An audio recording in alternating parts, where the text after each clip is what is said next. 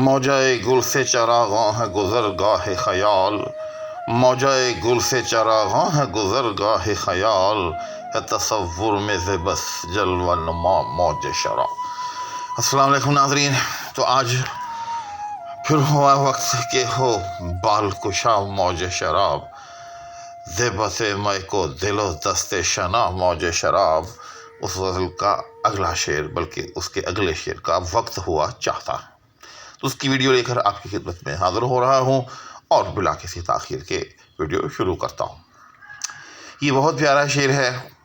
اس میں میں سمجھتا ہوں کہ ایک چیز کو بیک وقت جو ہے ترتیب کے ساتھ دو چیزوں سے جو ہے تشبیہ دی گئی ہے، تو بڑی ہی لطافت ہے اس شعر میں اور اس کی تفہیم میں، لہذا اس ویڈیو کو آخر تک دیکھیے گا۔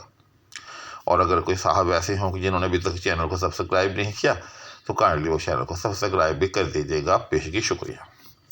تو آئیں سب سے پہلے اس میں موجود مشکل الفاظ کا جائزہ لے لیتے ہیں۔ موجۂ گل یعنی گل کی موج، چراغاں چراغاں کو کہتے ہیں۔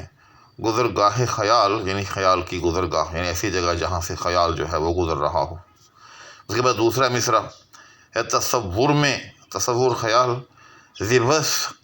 اچھا، یہ جو لفظ ہے یاد رکھیے گا کہ زبس، وہ احباب جو کلاسک ادب جو ہے یا شاعری جو ہے اس کو دیکھتے رہتے ہیں، ان کے لیے تو یہ نیا نہیں ہو، لیکن ایسے احباب کے جو جدید شاعری پڑھتے ہیں ان کے لیے یہ بالکل نیا لفظ ہوگا۔ تو اس کا مطلب ہوتا ہے کثرت، بہت زیادہ، اور اس کو ازبس بھی لکھتے ہیں، اور از کا اگر ہم اختصار کر لیں تو وہ زبس بن جاتا ہے۔ تو اس لفظی تشریح و تفہیم کے بعد اب ہم اس کی تشریح کرتے ہیں۔ علی کہتا ہے کہ موجۂ گل سے چراغاں ہے گزر گاہ خیال۔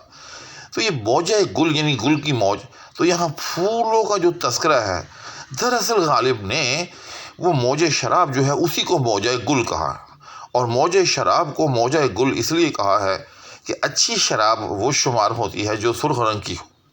عام طور پر شعراء جو ہیں وہ شراب کی رنگت اگر سرخی مائل ہو تو اس کو بہت پسند کرتے ہیں، اس کا اپنے اشعار میں تذکرہ کرتے ہیں، اور اسی وجہ سے موج شراب کو موج گل کے ساتھ یا موجۂ گل کے ساتھ جو ہے وہ تشبیہ بھی دے دی جاتی ہے۔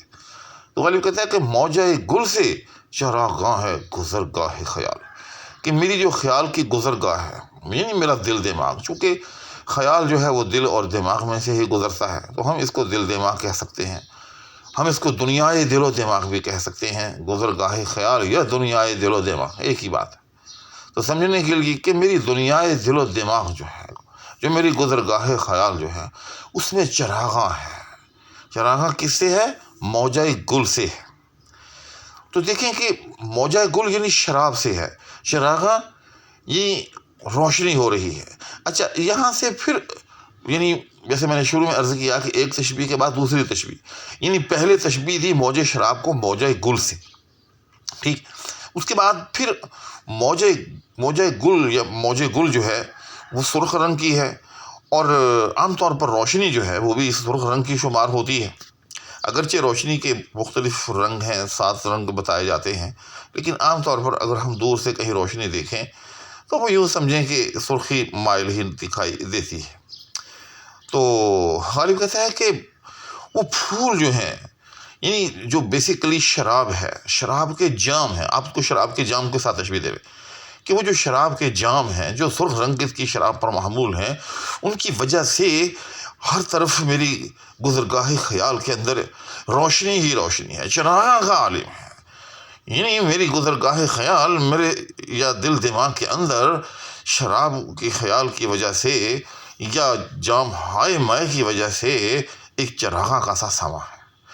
اچھا، یہاں یعنی پہلے مصرے میں یہ چیز غالب نے تشبیہ کی زبان میں بیان کی ہے، اب دوسرے مصرے میں اسی چیز کو غالب نے سرحد کے ساتھ بیان کیا۔ وہ کیسے کہ ہے تصور میں زبس جلوہ نما موج شراب، کہ میرے تصور کے اندر یہ جو پہلے مصرے میں گزر گاہ خیال کہا، اسی کو دوسرے مصرے میں سرحد کے ساتھ تصور کہہ دیا، ٹھیک، یعنی ان دونوں میں کوئی مغایرت نہیں ہے، جو چیز پہلے مصرعے میں گزرگاہ خیال کے عنوان کے تحت بیان کی گئی ہے، دوسرے مصرعے میں اس کو صراحت کے ساتھ تصور کہہ دیا کہ ہے تصور میں زبس، یعنی بہت زیادہ. جیسے میں نے شروع میں عرض کیا کہ زبس یا ازبس دونوں کا مطلب ہوتا ہے کثرت کے ساتھ، کہ میرے تصور میں، میری گزرگاہ خیال میں، میرے دل دماغ میں، یا میرے دنیائے دل و دماغ میں کیا ہے، بڑی کثرت کے ساتھ شراب کی موج جو ہے وہ جلوہ گر ہے، وہ اپنے جلوے دکھا رہی ہے. جلوہ نما ہونا یعنی جلوے دکھانا، یعنی میرا دل دماغ جو ہے وہ شراب کے خیال سے، شراب کے تصور سے جو ہے اس وقت لبریز ہے. اور مجھے یوں لگ رہا ہے کہ میری گزرگاہ خیال کے اندر یہ جام ہائے میں نہیں ہے، یہ شراب کے پیالے نہیں ہیں، بلکہ یہ گلہائے لالہ ہیں، یعنی لالے کے پھول ہیں، یعنی سرخ رنگ کے پھول ہیں، موجہ گل ہے، پھولوں کی ایک قطار ہے جو میرے دل دماغ کے اندر اس وقت جلوہ گر ہے، جلوہ نما ہے. بلکہ یوں کہو کہ یہ جو جام ہائے میں ہے گویا کہ یہ کھلے ہوئے پھول ہیں.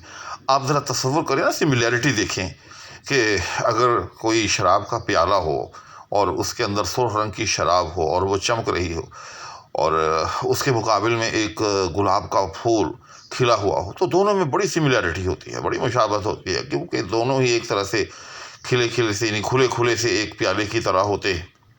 پیالہ تو ہے ہی پیالہ، لیکن کھلا ہوا پھول جو ہے وہ بھی پیالہ نما نظر آتا ہے. اور پھر شراب کے پیالے کے اندر سرخ رنگ کی اگر شراب ہے اور دوسری طرف ایک پھول ہے گلاب کا یا لالے کا پھول ہے یا کوئی اور سرخ رنگ کا پھول ہے اور کھلا ہوا ہے، تو وہ بھی اسی طرح سے دکھائی دیتا ہے کہ گویا کہ ایک پیالہ ہے. اس کے بعد دیکھیے کہ وہ پیالے جو ہے کثرت کے ساتھ ہوں. موجہ گل، موجہ کہنے کا مطلب یہی ہے، یعنی جس طرح سے پانی کی جب ہم کہتے ہیں کہ ایک موج ہے تو اس کا مطلب یہ ہوتا ہے کہ وہ پانی جو ہے بڑی کثرت کے ساتھ ہے. کیونکہ اگر تھوڑا پانی ہو تو ہم اس کو پانی کی موج یا موجہ آب نہیں کہہ سکتے. موجہ آب ہم اسی وقت کہیں گے کہ جب وہ پانی کثرت کے ساتھ ہو. تو گویا کہ وہ جام ہائے میں یا وہ گلہائے سرخ رنگ جو ہیں وہ بڑے کثرت کے ساتھ ہیں. اور پھر یہ کہ چونکہ وہ کثرت کے ساتھ ہیں تو یہاں غالب نے جو ہے ان کو چراغوں کے ساتھ تشبیہ دے لی کہ گویا کہ وہ جو پھول ہیں بمنزلہ چراغ ہیں، اور چونکہ کثرت کے ساتھ ہیں تو ہر طرف گویا کہ ایک چراغاں کا سا سما ہے. تو اس ساری تمہید کے بعد پھر غالب نے دوسرے مصرعے میں اس کو جو ہے مزید صراحت کے ساتھ بیان کر دیا کہ ہے تصور میں زبست جلوہ نما موج شراب، کہ آج تو میری گزرگاہ خیال کے اندر یا میرے دل دماغ کے اندر یا میرے تصور کے اندر شراب کی موج جو ہے وہ بڑی کثرت کے ساتھ جلوہ نما ہے. یعنی خیال میں جو ہے آج مجھے بڑی کثرت کے ساتھ آ رہا ہے، جس کے نتیجے میں میری گزرگاہ خیال کے اندر جو ہے ایک چراغاں کا سا، ایک روشنی کا سا جو ہے وہ سما ہے. تو ناظرین، امید ہے کہ یہ انتہائی خوبصورت شعر آپ کو بڑی آسانی کے ساتھ سمجھ آ گیا ہوگا. اسی کے ساتھ نیز دعاؤں کی درخواست کے ہمراہ اب آپ سے اجازت چاہوں گا. اللہ حافظ.